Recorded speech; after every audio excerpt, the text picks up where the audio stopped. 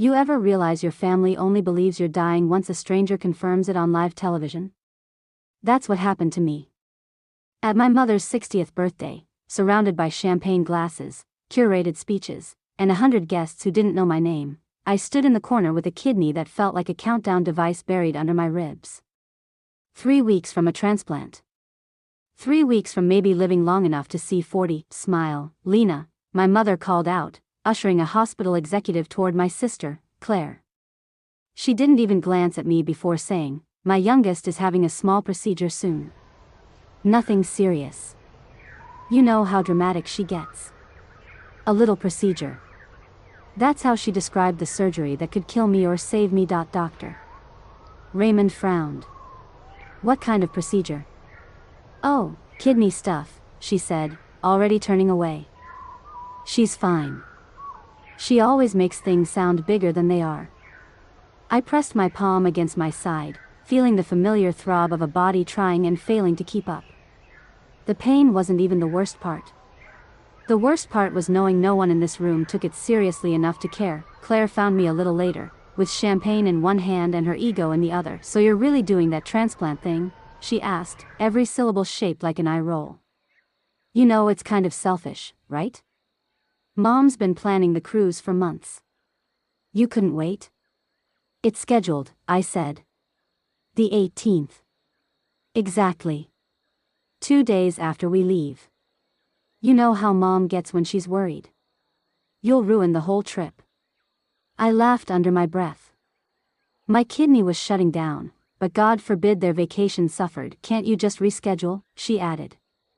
"You've been fine on dialysis. What's a few more weeks?" "What's a few more weeks when your blood is literally poisoning itself?" 6 months ago, Dr. Patel told me my kidneys were dying. Stage 5. Less than 12% function, but my family decided that because I could stand upright and smile at parties, I must be fine. They also decided that leaving my corporate job to work with patients was a waste of my degree. They never asked what I actually did. They didn't know I helped design a telehealth system that brought dialysis access to rural towns. They didn't know I'd spent the last 3 years building programs that would change federal policy. They didn't know that in a week, I'd be standing beside the U.S. Surgeon General at a national press conference. They didn't know because they weren't interested. The night before the event, I sent them one simple message: "Foundation conference tomorrow at 2. Would mean a lot if you came.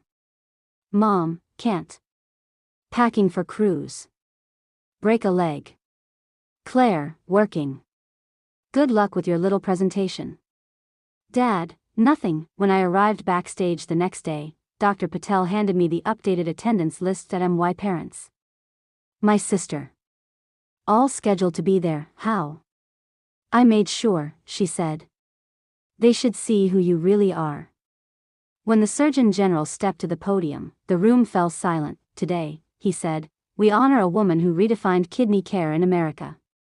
A woman who saved thousands while battling her own illness." Then he turned to me. "Please welcome Lena Torres." I walked on stage, front row, my parents. Claire. Their faces draining of color as they realized I wasn't just the dramatic one.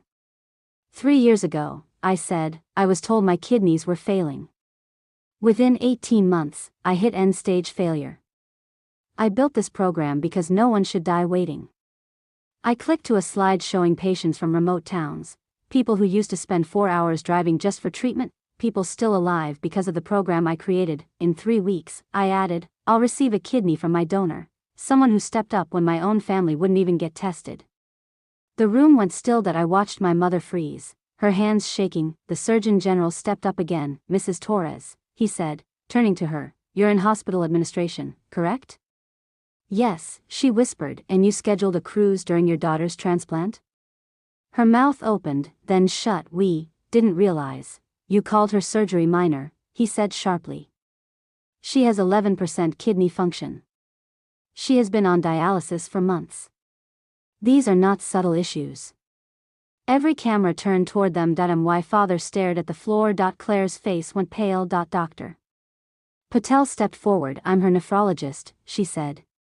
"And I've never seen a family so aggressively dismiss a patient's decline. Without that transplant, she had a year. At most. Mom murmured, but she looked fine. She looks fine because she is extraordinary, Dr. Patel snapped. Not because she isn't dying. The press conference ended with a wave that crushed their careers in real time. Mom was placed on leave. Dad's company questioned his judgment. Claire's marketing firm dropped her from a project she bragged about for months. The night before my surgery, my phone flooded with messages. Mom, please, let us be there. Dad, we canceled the cruise. We're so sorry. Claire, I was jealous and cruel. Please forgive me. I replied to all three, I'll be fine. Focus on yourselves. My donor, my college roommate, Jenna, sat beside me in pre-op. You're sure you don't want them here? I'm sure, I whispered. I already have the family I need. The surgery saved my life. 6 months later, the national initiative launched. Thousands of patients gained access to care they never had, and me? My new kidney functioned at 92%. My family still sends flowers on holidays that I donate them to the dialysis center. Some wounds stay open, some apologies come years too late, and sometimes, the most powerful revenge is living a life they swore was an exaggeration. My transplant wasn't optional. My work wasn't minor. My pain wasn't drama. And I will never again allow anyone into my life who treats it like it was.